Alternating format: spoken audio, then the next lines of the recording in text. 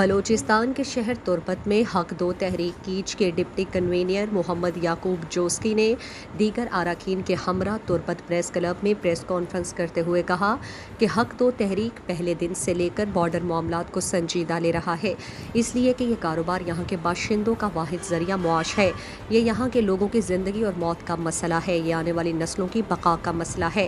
اس لیے حق دو تحریک نے اس پر عمل درآمد کے لیے 1 سے لے کر 7 تاریخ تک تربت ڈی سی آفس کے سامنے 6 دنوں کا دھرنا دیا۔ اس دھرنے میں ڈی سی کیچ کے ساتھ باقاعدہ مذاکرات میں مطالبات منظور کر لیے گئے۔ دشتک کراسنگ پوائنٹ کو کھولنے کے علاوہ شناختی کارڈ کے ذریعے کاروبار کی منظوری دی گئی۔ حق دو تحریک کی ٹیم لیویز فورس کے ساتھ وہاں پہنچی، مگر ایف سی کا ایک صوبے دار آ کر رکاوٹ بنتا ہے اور کہتا ہے کہ یہ حکم ہم نہیں مانتے۔ انہوں نے کہا کہ غرباً 199 کے لوگ کس طرح ذہنی، جسمانی، معاشی اور نفسیاتی طور پر اداروں کے ستائے ہوئے ہیں، وہ اپنا گھر بار چھوڑنے پر مجبور ہیں۔ اس سے بڑھ کر فاقہ کشی اور بے عزتی کی زندگی کیا ہوتی ہے؟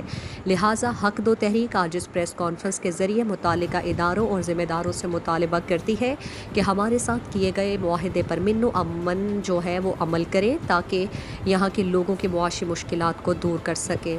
اگر ہمارے مطالبات پر عمل درآمد نہ ہوا تو حق دو تحریک اپنے پرامن جمہوری اور بنیادی حق کو استعمال کر کے ایک بار پھر احتجاج اور دھرنا دیں گے۔ پہلے مرحلے میں رمضان کے آخری عشرے میں حق دو تحریک کی جانب سے دھرنا دیا جائے گا۔ یہ دھرنا عید تک جاری رہے گا۔